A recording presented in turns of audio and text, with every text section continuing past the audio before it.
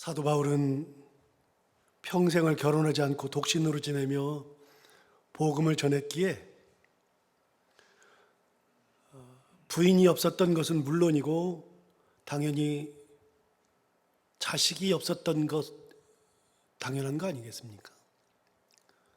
그렇게 복음에 매진하여 평생 살던 그가 가는 곳마다 많은 사람을 만나고 그들과 이런저런 관계를 맺다 보니 그를 따르는 사람들이 많이 생겼습니다.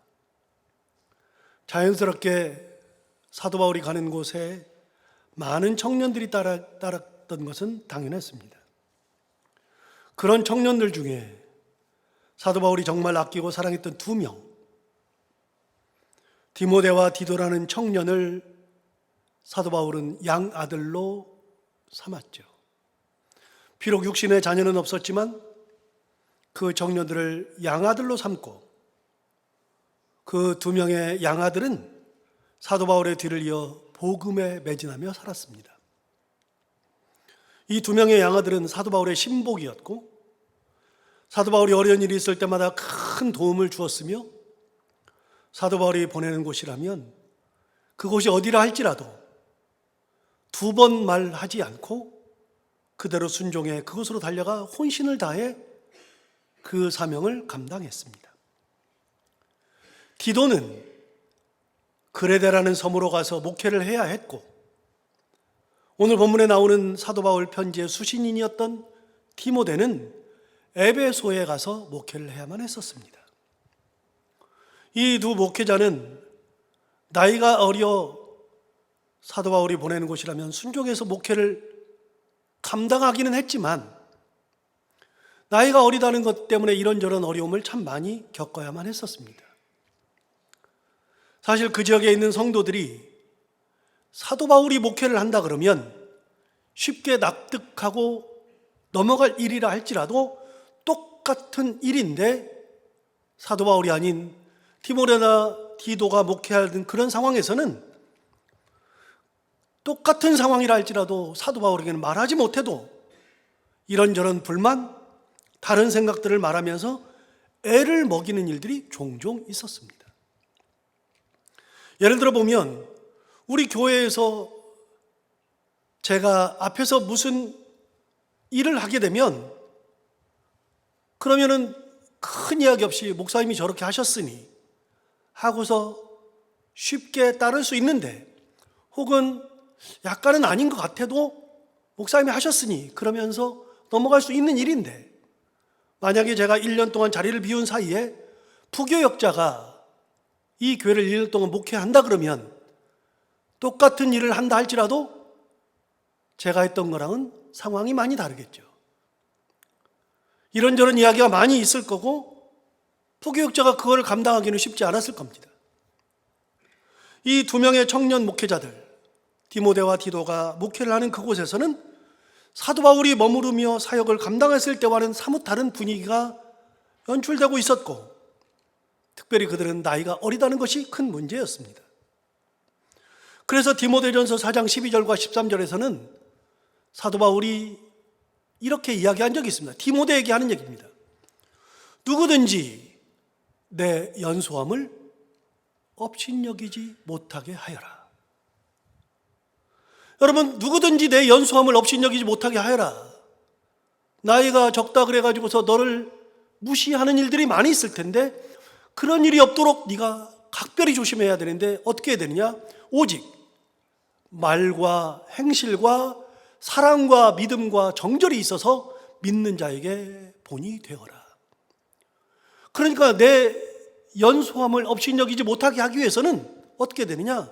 말을 할 때나 행실에 있어서나 사랑과 믿음과 정절에 있어서 모든 믿는 자에게 본이 되어야 한다는 겁니다.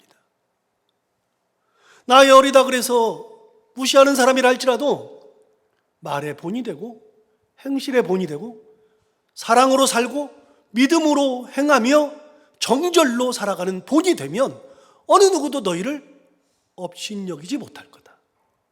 13절에서는 이렇게 말합니다.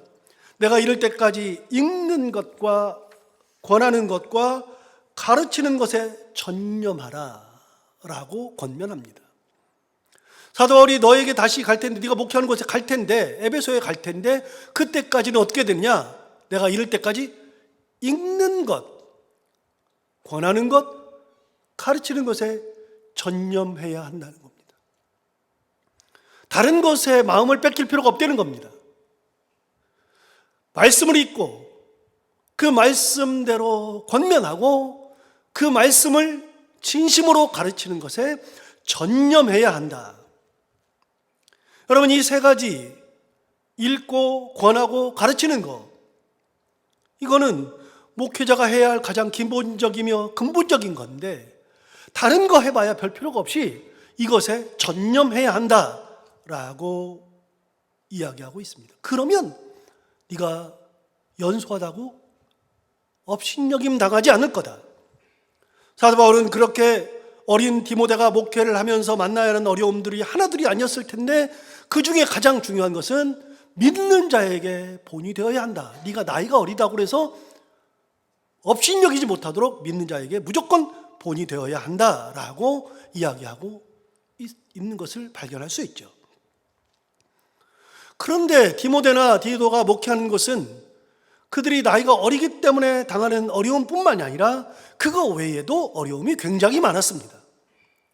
사실 에베소는 당대 지중해 연안의 소아시아 지역의 수도였습니다.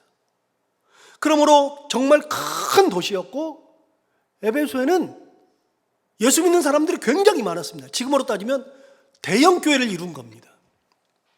그런 곳에 보냈으니까 야, 아들이니까 그렇게 보냈겠다. 아니요, 전혀 그렇지 않습니다. 그런 개념이 아닙니다. 오히려 그 많은 사람들이 있기 때문에 목회하는데 훨씬 더 어려웠습니다. 목회하기가 정말로 만만치가 않았죠. 여러분, 에베소가 어떤 교시입니까? 사도 바울이 2차 선교 여행 당시에 잠시 들러서 복음을 전하였을 때 에베소에 있는 사람들이 그 복음을 듣고 사도 바울이 여기 오래 머물면서 우리에게 복음을 전해달라고 간청을 했는데, 사도 바울이 뭐라 그러냐면, 나는 지금 가야 하니 하나님께서 뜻이 있으면 너희에게 다시 돌아오게 해주실 거다라는 말을 남기고 떠났습니다. 그들의 간청을 뿌리치고 떠났었죠. 하나님의 뜻이면 너희에게 돌아오리라 하는 말을 하고서 떠났는데, 정말로 3차 선교여행 당시에 에베소에 들러서 복음을 전하면서 그곳에 3년을 머물렀습니다. 사도 바울이 선교여행을 다니면서 가장 오래 머물렀던 곳이 에베소입니다. 하나님의 뜻이면 너희에게 돌아온다 하더니 진짜 그 고백처럼 실제 하나님께서 허락하셔서 그곳에서 복음을 전하기 위해서 돌아오게 되었고, 거기에 회당에서 들어가서 3개월을 열심히 가르쳤습니다. 3개월이 지났는데 회당에 있던 유대인들이 예수를 믿기는커녕 사도 바울이 전하는 복음을 비방하고 회방을 놓더니 결국 더 이상 회당에서 복음을 전하는 것이 불가능해지자 사도 바울이 회당을 박차고 나와서 두란노라고 하는 서원에서 가르치기 시작했습니다. 여러분, 회당은 한 주에 한 번 모입니다. 그런데 두란노 서원에서는 성경에 뭐라 그러냐면 매일 가르쳤다고 되어 있습니다. 회당은 일주일에 한 번씩 모여서 예배드릴 곳이니까 한 번 모이는 곳이지만, 거기서 한 번 복음을 전하지만, 두란노에서 서원에 가가지고서 제자들이 그 앞에 나왔을 때는 매일매일 복음을 전했죠. 그러니까 복음을 전하는 강도가 완전히 달라졌던 겁니다. 거기에서 무려 3년 가까운 시간을 복음을 전했습니다. 복음을 전하자 많은 이들이 모여들었고, 그 사이에 그를 비방했던 유대인들, 헬라인들, 가리지 않고 참 많은 사람들이 예수를 믿게 되었습니다. 그렇게 복음이 들어가니까 믿는 이들의 공동체가 생겼고, 그 모임에 나오는 이들 중에 병든 사람, 삶이 힘든 이들, 귀신 들린 이들이 많이 찾아오고, 사도 바울에 의해서 이런저런 기적이 참 많이 생겼습니다. 얼마나 큰 능력이 일어났는가. 사도 바울이 하는 것은 물론이고, 사람들이 사도 바울이 가지 못하는 곳에 사도 바울이 가지고 있었던 손수건이나 앞치마를 가져다가 병든 사람에게 얹기만 하면 그 병이 낫고 악귀가 나가는 놀라운 역사들이 에베소 곳곳에서 일어났습니다. 그러니 그 능력을 힘입으려는 많은 사람들이 더 모여들었고 사도 바울의 명성은 시간이 갈수록 더욱더 대단해졌습니다. 그러자 사도 바울의 이 명성을 부러워하며 병을 고치고 싶어하는, 또 귀신을 쫓아내고 싶어하는 이들이 많이 생겨나기 시작했죠.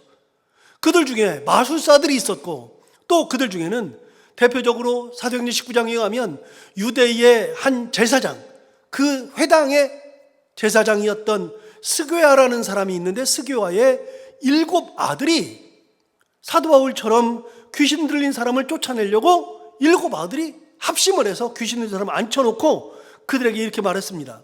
내가 바울이 전파하는 예수를 의지하여 너희에게 명하노라. 사도 바울이 하는 걸 봤거든요. 주 예수 그리스도 이름으로 명하노니 귀신아 나가라, 이런 것들을 봤거든요. 그러니까 스게와의 7 아들이 내가 사도 바울이 전파하는 예수를 의지하여 너희에게 명한다, 이렇게 이야기를 하니까 귀신 들린 사람 안에 있던 그 악귀가 스게와의 7 아들에게 뭐라 그러냐면 이렇게 말했습니다.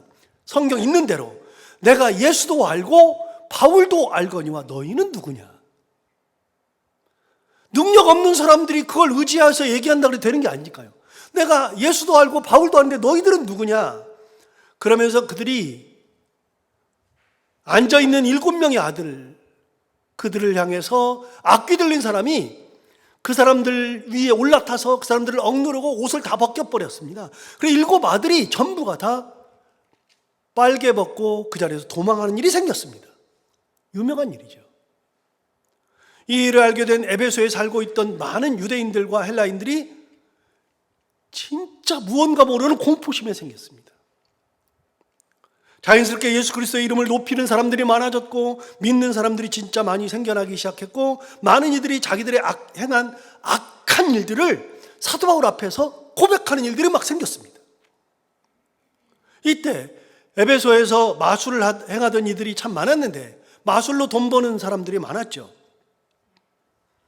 그들도 해보려고 그러니까 안 되는 거예요. 안 되는 거니까 그들이 자기들이 보던 책, 마술책들을 다 모았습니다. 마술사들이 다 모아가지고 사도 바울 앞에 가지고 왔는데, 그 마술책들을 모아온 책값이 얼마냐? 성경에는 은 5만이라고 되어 있습니다.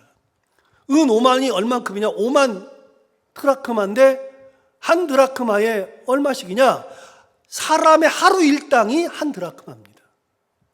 그럼 5만 드라크마면 한 사람이 5만 일을 일해야 합니다. 여러분, 인간이 태어나서 죽을 때까지 100살 산다고 치고 100년을 많이 살아도, 끝까지 살아도 인간이 36,500일 살다 죽는 겁니다. 여러분, 우리는 36,500일을 못 삽니다. 물론 뭐 사는 사람도 요즘 가끔 있긴 하지만 인간은 36,500일을 살기가 너무나도 힘듭니다. 그런데 우리가 태어나서 갓난아기부터 죽을 때까지 그냥 몸이 썽썽하다고 치고 매일 일해서 하루 일당을 받아도 36,500일 밖에는 안 됩니다. 그런데 마술사들이 가져온 책값이 얼마냐?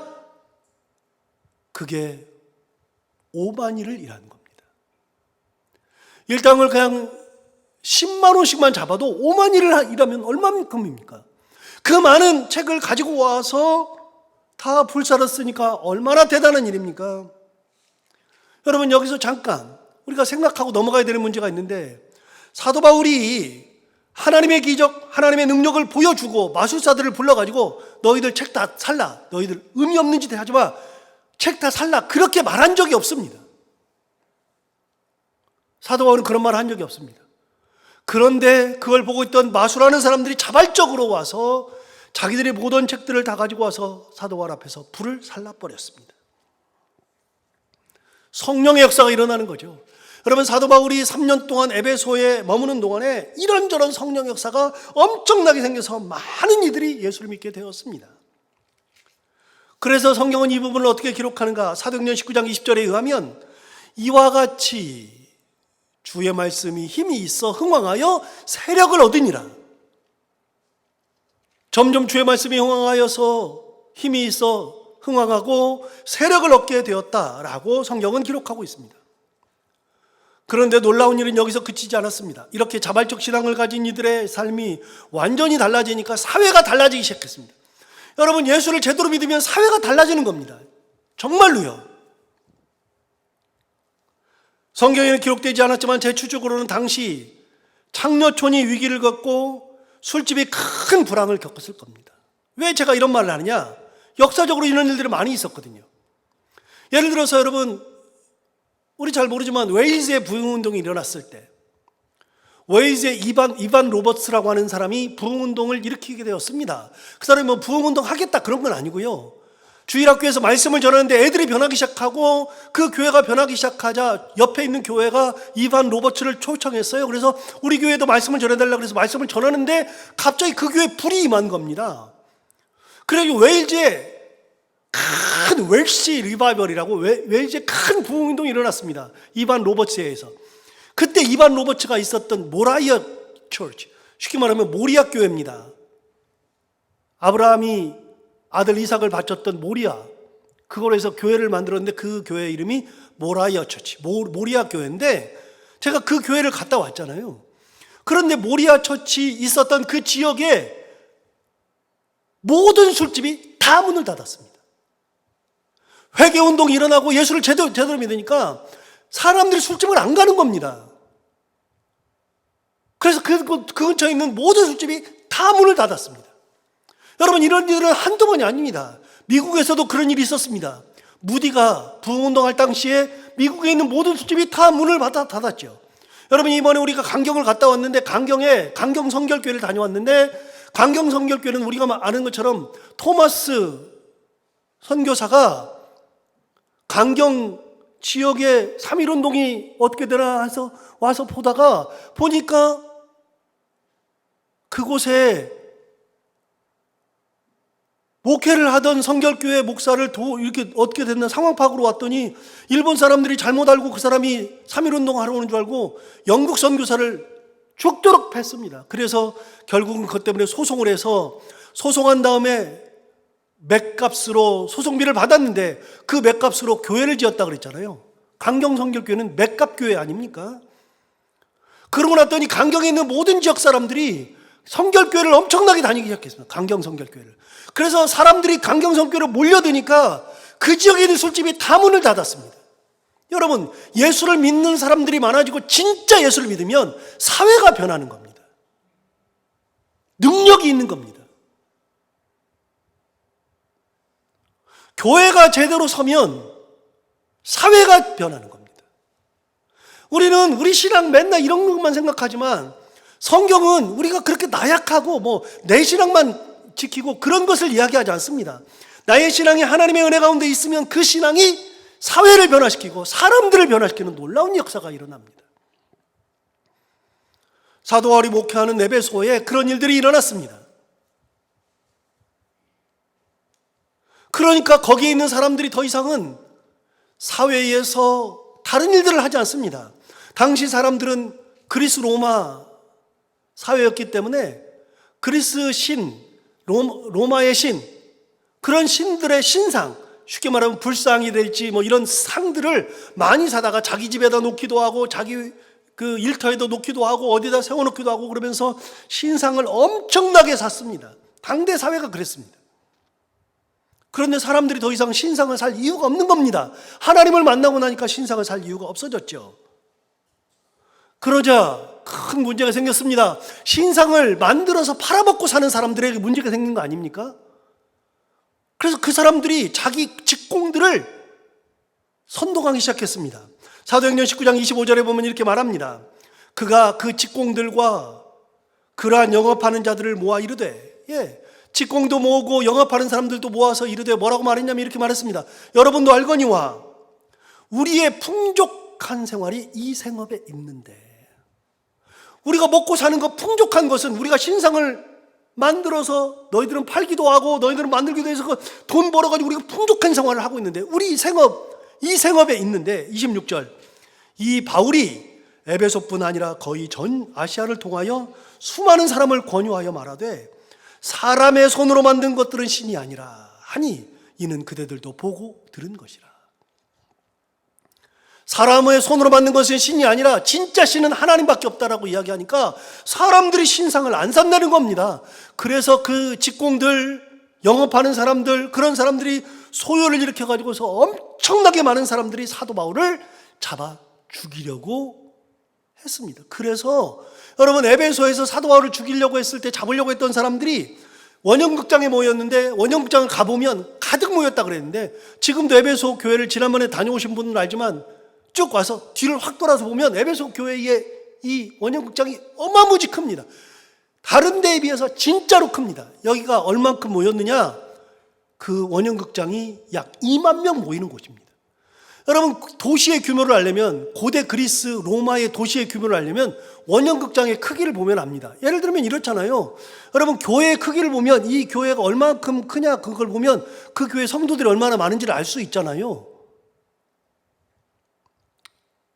운동장을 만들어도 사람들이 1,000명밖에 안 들어가는데 누가 10,000명, 20,000명 그런 운동장을 만듭니까? 들어가는 사람이 있어야 만들죠.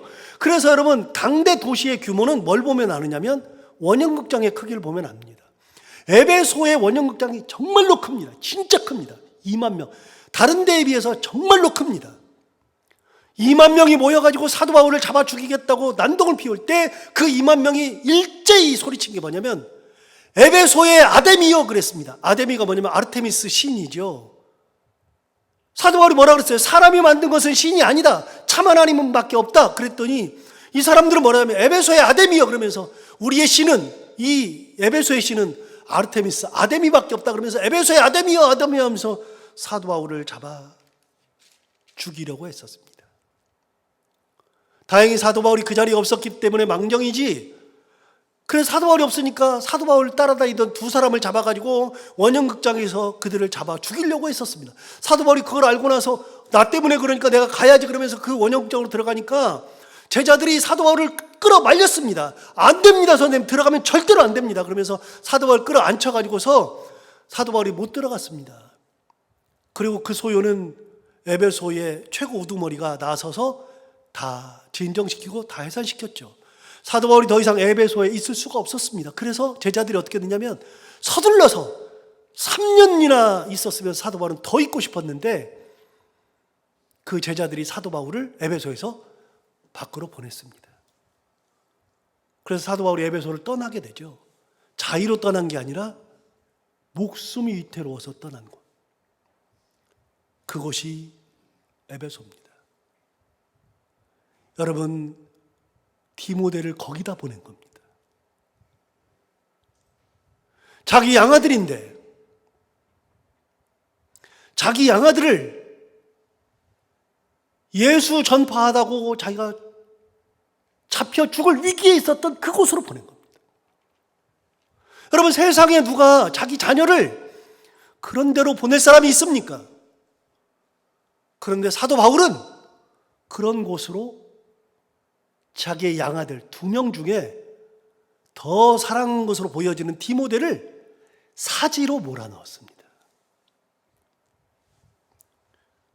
사도 바울이 거기서 목회하는 게 쉬울까요? 얼마나 어려운지 모릅니다. 그런 어려움이 많이 있을 때 그 어려움을 다 알고 있었던 사도 바울이 디모데에게 편지한 것이 디모데 전서 아닙니까?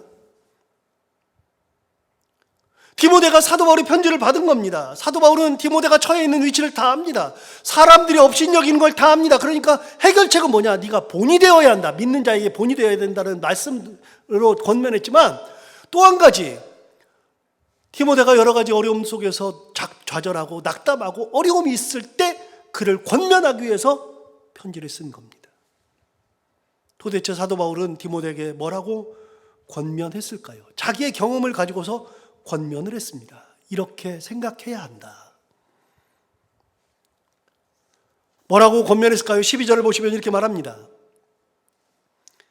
나를 능하게 하신 그리스도 예수, 우리 주께 내가 감사함은 나를 충성되이 여겨 내게 직분을 맡기십니다. 여러분, 그 권면의 핵심이 뭐냐면 나의 경험입니다. 내 경험을 한번 들어봐. 여러분, 이런 거 있잖아요. 아프신 분들이 있어요. 아프신 분들이 있으면 그 아픈 분들에게 위로가 되는 사람들은요, 전에 아파봤던 사람이에요. 동일한 아픔이 있었던 사람. 저는 누구보다도 많이 아는 게요, 심장병 앓는 사람에게 대해서는 제가 진짜 잘합니다. 얘가 심장이 안 좋기 때문에. 폐병 앓는 사람들의 그 폐결핵 제가 진짜 잘합니다. 약을 주먹만큼 10매달씩 하루에 그걸 먹으면서 6개월을 먹어야 하는, 그걸 먹으면서 그 약의 부작용이 뭐냐면, 폐결핵의 약의 부작용이 뭐냐면 가장 큰 부작용이 몸이 가려운 겁니다. 견딜 수 없이 가렵습니다. 저는 가려움을 몰랐는데 그 약을 먹으면서 가렵기 시작해서 발을 긁기 시작했는데 이 발 앞을 하도 긁어가지고 다 터져가지고 손톱이 올라가지고 진물이 나오고, 그래도 긁어야만 마음이 편하고 긁을 수밖에 없는, 그래서 그것 때문에 정말로 많이 고생했습니다. 폐결핵 약을 6개월 먹고 난 다음에 나중에 약이 다 끊어졌을 때에도 수년간을 긁었습니다. 그건 끊임없이 가렵습니다. 그런 어려움이 엄청나게 많았는데 그런 어려움 속에서 폐결핵을 다 이겨냈으니까 저는 폐결핵을 앓는 사람들의 마음을 잘 압니다. 그럼 폐결핵을 앓는 사람들에게는 제가 위로가 되죠. 내 경험이. 저는 허리 아픈 사람들의 마음을 정말로 잘 압니다. 얼만큼 아픈지 잘 압니다. 얼만큼 잘 아냐면 저는 허리가 아파가지고 3개월씩을 2번 아예 못 일어나고 누워 있었으니까요. 허리가 C자였다고 말씀드렸잖아요. 이렇게 살았으니까요. 뭐 일어나도 아프고 누워도 아프고. 뭐 아시지만 제 아내가 지금 우리 장모님이 허리가 아프셔가지고서 거기 지금 내려가 있는데, 병간호한다고 내려가 있는데, 우리 장모님이 제가 결혼하기 전부터 허리가 아팠으니까요. 한편 생각해 보면 그 부모님들이 얼마나 괴로웠을까. 허리 아픈 사람한테 딸을 줘야 되니까 결혼하기 전부터 다 알고 있었으니까. 제가 옛날에 엎어져서 밥을 먹었습니다. 누워있질 못해가지고. 어머님이 그걸 다 보셨는데 요즘에 이제는 허리가 아파가지고 거의 못 일어나고 계셔요. 그러고서 이제 한두 발 기어요. 제 아내가 언제 이제 서울에 올라올지 모르겠지만 기어요. 근데 어머님이 그러더랍니다. 어저께 통화하는데 제 아내가 하는 말이, 그때 유서방이 엎어져서 밥 먹는 게 이해가 된다는 겁니다. 이제. 그게 다 경험한 사람들만 느끼는 겁니다. 여러분, 세상의 위로는요, 그 경험을 한 사람들이 느끼는 겁니다. 애 가져가지고서 막 9개월, 10개월 돼갈 때 정말로 뭐 아무것도 못하고 막 이 배 때문에 이렇게도 못하고 했던 그 경험을 해본 사람들이, 애 가진 사람들의 마음을 알고 그때 경험을 얘기해 줄 때 위로가 되듯이, 사도 바울이 무슨 얘기하는 거냐면, 디모데가 목회하고 있는데 너의 어려움을 이야기할 때 내 얘기를 좀 들어봐, 그 얘기하는 겁니다. 내 얘기. 네가 어려움 당하고 있는 거를 어려움이 있으니까 이겨내가 아니라 내 경험은 한번 얘기해 줄게. 그러면서 자기 경험을 얘기해 주는 겁니다. 이 편지에서 다시 볼까요? 12절을 보면 이렇게 말했습니다. 나를 등하게 하신 그리스도 예수 우리 주께 내가 감사한다. 편지를 받는 디모데가 그 에베소에서 목회하고 있는데 거기에다 말하는 겁니다. 나를 능하게 하신 그리스도 예수 우리 주께 내가 감사하는 이유가 뭐냐? 나를 충성되게 여겨 내게 직분을 맡기십니다. 왜 감사하냐면, 자기 자신을 생각할 때 감사한 이유는 하나님이, 주께서 내게 직분을 주셨다는 겁니다. 여러분, 직분을 주셨다는 것은 뭐냐면 하나님이 내게 직분을, 충성되게 내게 직분을 주셨다. 그런데 여기 뭐라냐면 우리 주 그리스도 예수 우리 주님께 감사한다. 주님이 뭡니까? 주님이 있으면 자기는 뭐가 되는 겁니까? 종이 되는 겁니다. 자기 자신을 종이라고 이야기하는 겁니다. 여러분, 종은 말을 하는 게 아닙니다. 종은 자기 의견을 표현해서 이렇게 가자고 하는 것이 아닙니다. 종은 주인이 말하면 그대로 듣는 것이 종입니다. 당연한 거 아니겠습니까? 내 뜻을 펼치지 않습니다. 그런데 주님께서 내게 직분을 주셨다는 겁니다. 내가 누군데? 도대체 내가 누군데 직분을 주셨을까? 여러분, 자기 자신을 이렇게 말했습니다. 13절을 보면 이렇게 말하죠. 내가 전에는 어떤 사람이었냐면, 내가 전에는 비방자요, 박해자요, 폭행자였어요.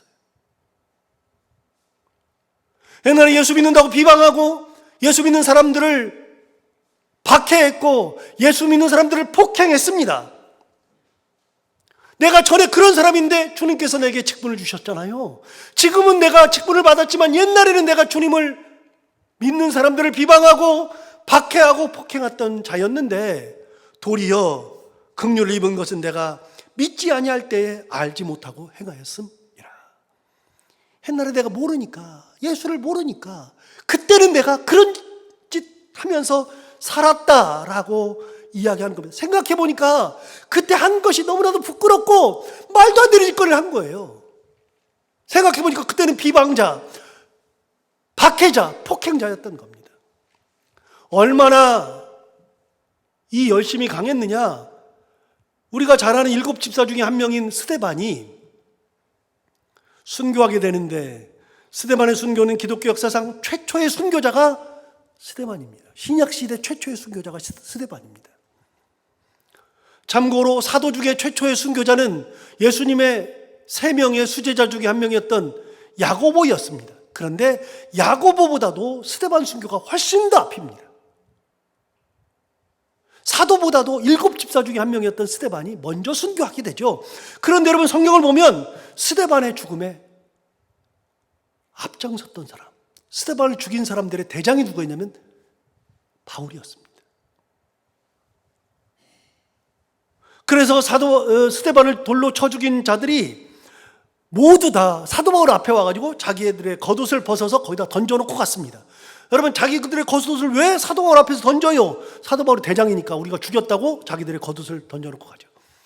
그래서 사도 바울을 만든 사람을 3사람이라 그러는데 그 중에 한 명이 스데반, 순교의 피가 사도 바울이 흐른다 그러잖아요. 여러분, 사도 바울을 옛날 사울일 때 그때 스데반을 죽였습니다. 온몸을 던져서 스데반을 죽이고 온몸을 던져서 기독교인들을 박해했습니다. 이런 핍박, 저런 비방, 폭행의 열정이 진짜 대단했는데 얼마나 그게 열심히 강했냐면 대제사장에게 직접 찾아가서 회당에 갈 공문을 달라 그럽니다. 회당에 가가지고 예수 믿는 사람들 다 색출해서 잡아서 예루살렘으로 데려와서 감옥에 집어넣고 박해하겠다고 대제사장이 공문을 받아가지고서 갑니다. 어디까지 가느냐? 다메섹까지 가는 일을 했잖아요. 열심히 대단했습니다. 옛날 생각하니까 부끄러울 정도입니다. 비방자요, 박해자요, 폭행자였습니다. 되돌리고 싶어도 되돌릴 수 없는데, 그런데 그런 자기를 내 주님께서 나를 직분자로 삼아주셨습니다. 감당이 안 되죠. 이게 뭘까? 우리 주님의 은혜가 얼마나 큰지 이해가 안 되는 겁니다. 여러분, 가만히 봐봐요. 나 같은 사람이 어떻게 이렇게 은혜를 받았을까? 우리 집안에서 내가 어떻게 예수를 믿게 되었을까? 하나님의 은혜로 살게 되었을까? 생각해보면 감당 안 되는 일들이 너무나 많죠. 사도 바울은 그런 직분을 주신 것이 뭐냐? 긍휼로 주신 거다라고 얘기했습니다. 긍휼로. 예수 그리스도, 우리 주님께서 긍휼로 내게 직분을 주셨다. 여러분, 주님의 은혜가 아니면 설명이 되지 않습니다. 왜 주님이 그랬느냐? 그거는 내가 옛날에 알지 못할 때 일어난 일이니까 주님께서 용서해 주셨다는 겁니다. 지금 생각하면 부끄러운데 그런 나를 직분자로 삼았다. 사도 바울이 디모데에게 하는 겁니다. 네가 거기서 직분자로 서 있는 것은 하나님의 은혜다. 예수 그리스도의 은혜다. 핍박당하고 있느냐? 은혜의 삶을 사는 거다 이야기하는 겁니다. 14절을 보시면 이렇게 말합니다. 우리 주의 은혜가 그리스도 예수 안에 있는 믿음과 사랑과 함께 넘치도록 풍성하였도다. 잘 보세요. 우리 주님의 은혜가 뭐랑 함께 했냐면, 우리 주님 예수 안에, 주님 안에 뭐가 있냐면 믿음과 사랑이 있는데, 주님의 은혜가 주님 안에 있는 믿음, 사랑과 더불어서 나에게, 너에게 넘치도록 풍성하였다. 생각해 보니까 하나님의 은혜가, 하나님의 예수 그리스도의 믿음과 사랑과 함께 내 안에, 너 안에 풍성하게 넘치다. 여러분, 우리는 하나님 예수 그리스도의 은혜, 주님 안에 있는 믿음과 사랑과 더불어서 그것이 우리 안에 풍성하게 있으니까 이 자리에 있고 하나님의 은혜 가운데 사는 겁니다. 그걸 생각하면 된다는 겁니다. 디모데에게 핍박받는 것을 생각하고 어려움 당하는 것을 생각하고 그렇게 사는 것이 아니라 주님께서 주신 은혜를 생각하며 살아라. 너를 직분자 세워서 그곳에서 사역을 감당하게 하신 예수 그리스도의 은혜 생각해보면 그게 감당할 수 없을 만큼 귀한 거다. 직분자 세웠으니까 그런 핍박 당하고 그런 어려움 속에 있는 거다. 16절에 이렇게 말합니다. 그러나 내가 긍휼을 입은 까닭이 뭐냐? 주님께서 내게 긍휼을 주셔서 직분을 주셨잖아요. 은혜로 풍성하게 했잖아요. 그런데 내가 주님께서 긍휼을 주신 까닭이 뭐냐? 내가 긍휼을 입은 까닭이 뭐냐? 예수 그리스도께서 나에게 먼저 일체의 오래 참으심을 보이사 본을 보여주신 거예요. 예수님께서 오래 참음의 본을 보여주셔서 후에 주를 믿어 영생 얻는 자들에게 본이 되게 하려 하심이라. 나에게 본의 삶을 살라고. 예수님처럼 참는 존재, 오래 참음의 존재. 그래서 이렇게 사도 바울의 이야기를 딱 들어보니까 예수님이 어떤 분이냐? 예수님이 이 땅에 계실 때 예수님이 사두개인과 바리새인들에게 율법학자들에게 엄청난 고난을 받았어요. 말도 못하는 고난을 받았어요. 그런 가운데서 우리 주님은 핍박 가운데서도 하나님이 보내주신 그 사명을 감당하기 위해서 최선을 다해서 끝까지 견디고 오래 참으심을 보여주시면서 살았던 것처럼 너도 직분을 주었으므로 그 직분 가지고 하나님의 은혜 가운데 다른 믿는 자들에게 본이 되게 하려 하심이라. 우리를 본되게 하셨다는 겁니다. 아까 내 연소함을 업신여기지 못하게 하여서 말이나 행동이나 믿음과 사랑과 정절에 있어서 믿는 자들에게 본이 되라고 하였던 사도 바울의 이야기가 그대로 전해지죠. 여러분, 세상에 있는 모든 사람들은 자기 자녀를 사지로 몰고 싶은 사람이 없습니다. 어느 부모가 자기 자식을 사지로 몰겠습니까? 사도 바울이 내가 직접 낳지 않았다 그래서 디모데를 함부로 다루는 게 아닐 텐데, 디모데를 그런 곳으로 보내는 것은 사지로 보내는 것이 아니라 하나님의 뜻 가운데 하나님의 뜻으로 보내는 겁니다. 은혜로 보내는 거죠. 그래서 거기서 무슨 뭘 감당하도록 하나님의 은혜로, 예수 그리스도의 은혜로 직분을 잘 감당하도록. 여러분, 우리가 살아가면서 여러 가지 일들이 있을 텐데 우리가 항상 생각하는 것은 나를 긍휼히 여겨서 내게 은혜를 주신 하나님, 직분을 주신 하나님, 내게 사랑과 믿음 안에서 풍성하게 하신 하나님, 그 은혜를 기억하고 살아갈 때, 그때 세상에 있던 모든 것들을 다 이겨내며 살아갈 수 있다는 그런 자식에게 주는 권면이죠. 여러분, 이런 은혜가 있을 때 세상 살아가면서 하나님을 더 의지하게 되고 은혜 가운데 살아가고 직분을 감당하고 이 땅을 살아가는 겁니다. 여러분, 오늘 사도 바울이 아들 디모데에게 주신 것처럼 하나님의 은혜를 기억하며 살아가는 것, 내게 주신 풍성한 은혜를 기억하며 살아가는 것, 긍휼로 내게 이런 은혜 주셨다는 것 다시 한번 생각하면서 하나님의 은혜 가운데 살아가는 우리 모두가 다 되기를 바랍니다. 기도하겠습니다.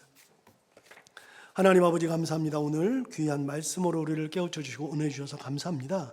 이 말씀 듣고 우리가 힘을 내고 하나님을 온전히 바라보길 원합니다. 하나님, 능력을 더하여 주옵소서, 은혜를 더하여 주옵소서. 사도 바울은 자기가 죽을 고비에 처해 있었던 에베소로 가장 사랑하는 아들을 보냈던 것은 아들을 사랑하지 않아서가 아니라 그 하나님의 은혜를 경험하고 있었기 때문에 이곳에 하나님의 은혜로 다시 사랑하는 아들을 보내면서 그 에베소 사람들을 하나님의 은혜 가운데 세우기 원하는 하나님의 사람으로서의 결단.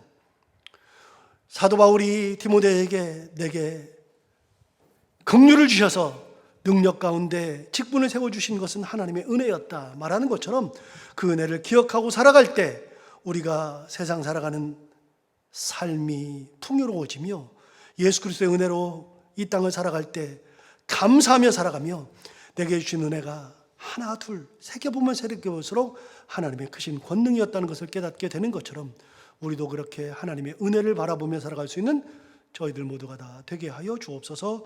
예수님의 이름으로 기도하옵나이다.